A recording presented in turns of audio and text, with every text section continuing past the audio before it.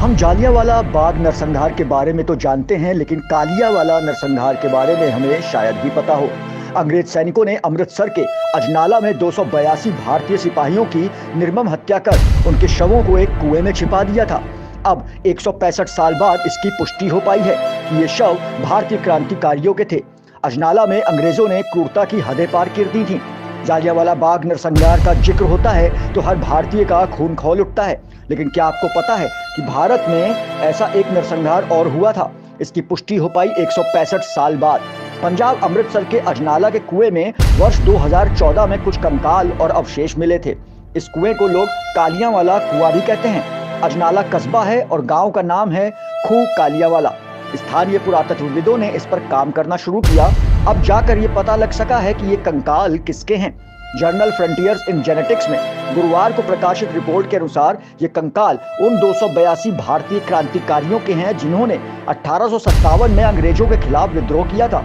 तब अमृतसर के आयुक्त रहे फ्रेडरिक हेनरी कूपर ने इनकी हत्या करवाई थी, वैसे ही जैसे जनरल डायल ने जालियांवाला बाग में निर्दोष भारतीयों का नरसंहार कराया था।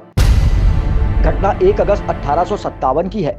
जालियांवाला बाग नरसंहार से लगभग 62 साल पहले इसके बारे में खुद तब अमृतसर के आयुक्त रहे फ्रेडरिक हेनरी कूपर ने अपनी किताब the crisis in the Punjab में लिखा है। वे लिखते हैं कि मियां मीर छावनी में तैनात भारतीय सैनिकों ने पोर्क ग्रीस कारतूस का विरोध शुरू कर दिया था। 10 मई को मेरठ में अंग्रेजों के खिलाफ बगावत शुरू हो चुकी थी। अफवाह थी कि 1853 की राइफल के कारतूस की खोल पर सुअर और गाय की चर्बी लगी हुई है। ये अफवाह हिंदू और मुस्लिम दोनों धर्म के लोगों की भावनाओं को ठेस पहुंचा रही थी। ये राइफलें 1853 के राइफल के जखीरे का हिस्सा थीं। 29 मार्च 1857 को सैनिक मंगल पांडे ने बैरकपुर छावनी में अपने अफसरों के विरुद्ध विद्रोह कर दिया था, लेकिन ब्रिटिश सैन्य अधिकारियों ने सैनिक विद्रोह को आसानी से शांत करा दिया।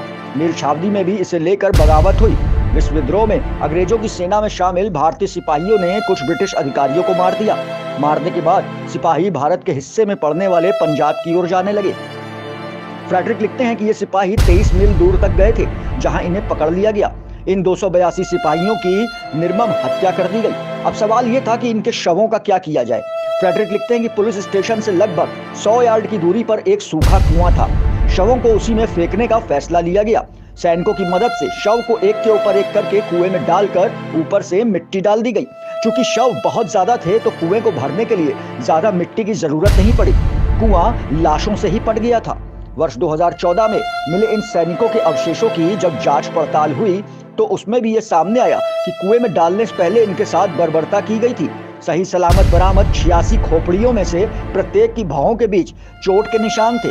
सिर में गहरे चोट के निशान हैं, जैसे उन्हें बहुत पास से गोली मारी गई हो। शरीर की कई हड्डियों को तोड़ा गया। वर्ष 2014 में ये कुआं खोजा गया और उसकी खुदाई हुई। तब वहां बड़ी संख्या में नरकंकाल मिले। इस कुएं को स्थानीय और राष्ट्रीय स्तर पर शहीदांवाला खून के नाम से जाना जाता है।